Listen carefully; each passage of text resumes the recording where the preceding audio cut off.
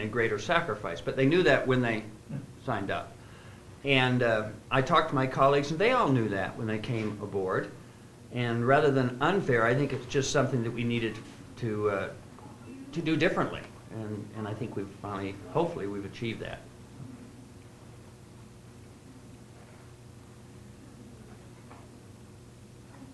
Do you sense any erosion among the Republican membership related to support for John Swallow? Oh, we've actually, as a caucus, we've tried to just not talk about that at this point. There's no like people talking in the hall and things like that. We're busy with the people's business of the legislature. So do you sense any erosion of support? I recognize that you haven't discussed. We don't take the temperature of support or non-support ever, really. Mm-hmm. So I couldn't say. Has anyone mentioned the word impeachment? We know that previous to the session, the Senate had, because they were talking about it. The Senate Republicans were in their caucus, and so we had to look it up. They were asking about process, so we looked it up. Specifically related to this, or related to? You'd have to ask the Senate. I think it was in relation to this, but. Okay. That's not something that you're discussing or contemplating? No.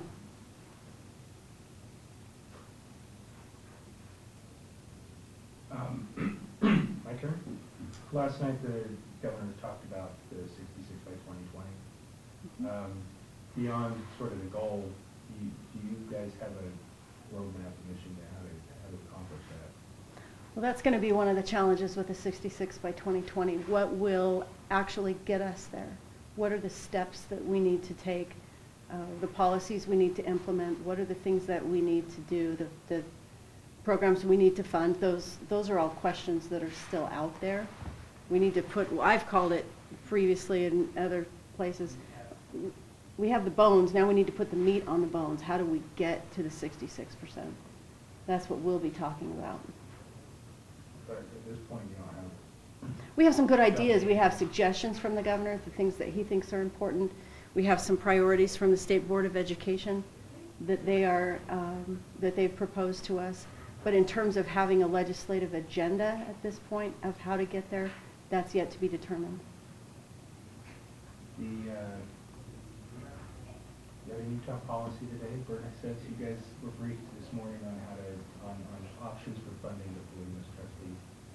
Is that right?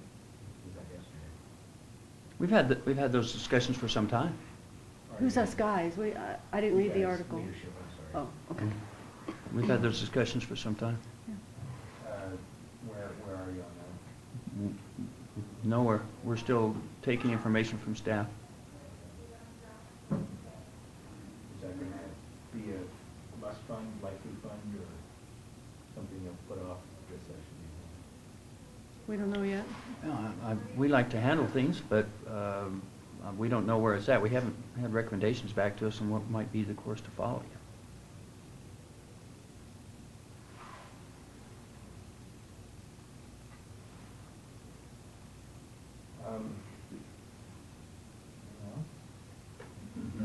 I have a couple more questions related to... Can't this just be boring?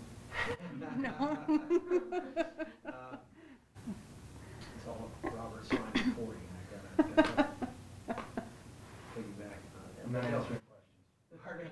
Yeah, why don't you ask him the I'd love questions? to have- I'd love to know what he You give me an knows. hour and I'll ask him. No, seriously.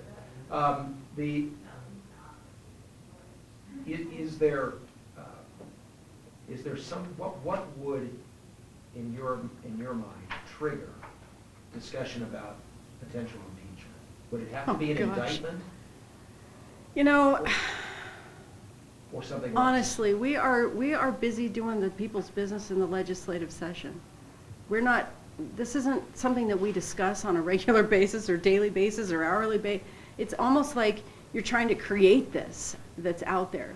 We're doing the people's business. We're running our bills. We're having our committee meetings. That's what we're engaged in doing right now. Recognizing that you have concerns about these questions, but today, in relation to there was a story that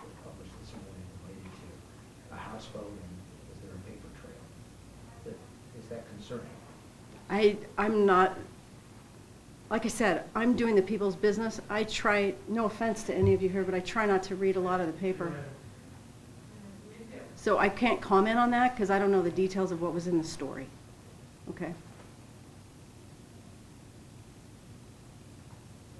Have you had a discussion with any of the senators about ethics reforms, or the governor about ethics reforms that may be needed? There's bills to create an executive branch ethics commission. Yeah. I have talked to the governor briefly about that, about the potential of looking at some, similar to what the legislature did a few years back. If you'll remember, we even passed and presented to the voters an ethics commission for the legislature, which the voters passed. We did that a few years ago. And so there is some talk about looking at that type of a model for the executive branch and the other constitutional officers. But it's not something. I think that's still an idea form. Remember, we're only day 4. Not something that's been discussed in the caucus at this point. Yeah, so the idea's out there, definitely. What are your thoughts about it? It's probably a good idea, I think. If it's, as a legislature, we felt it was a good idea to have an independent ethics commission that looks at the complaints, that can vet some of these complaints, can determine outside of the legislative arena. We have nothing to do with it. We don't know about it. Are these things legitimate? Are they not? If something's legitimate, then they forward it on to the legislature. I would assume it'd be a similar type of a structure for the constitutional officers. So conceptually, you like it? Yeah, I do. How deep do you think it should go? If it's, how deep should that ethics package, how deep into bureaucracy ought to? You mean, are you asking if every single state employee should be subject to this? No, I mean, that's what it sounds like, but. I'm asking, what do you think? Well, the constitutional officers clearly are voted. People are, people vote for them. These are elected officials. Like the legislature, we are elected officials. We're elected by our constituents. So if you look at it at that level, then at least the constitutional officers. At least. And maybe beyond that. Potentially, the executive branch, the governor appoints all of the cabinet level officers, if you will, and so you'd have to consider whether or not the executive branch has its own policies of how to deal with those individuals who are appointed by the governor. So. It sounds kind of like you want people to have a faith in the government, that what things are going on up here. Absolutely, which is one of the reasons, or the overriding reason why we did the reforms for the legislative branch the last few years in terms of the Ethics Commission and some of the other things that we've done. It is about the people having trust in their government. You guys, I wasn't over here. I was kind of following the Senate this morning, but I'm sorry. That's offensive to me. Yeah, that is.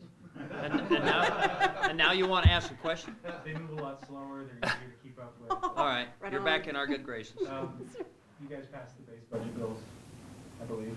Yeah. So moving forward now in the budget, you're going to have, do you have a sense of how much you're going to allocate to committees when you're going to do it? Or is this something that's still kind of a long ways off?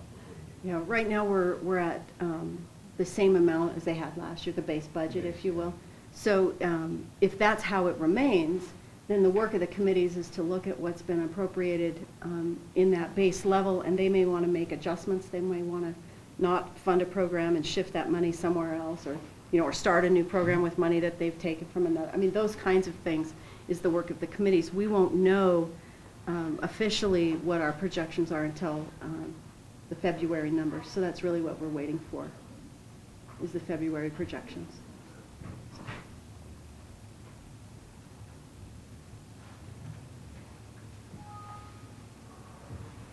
Kind that of it? boring today.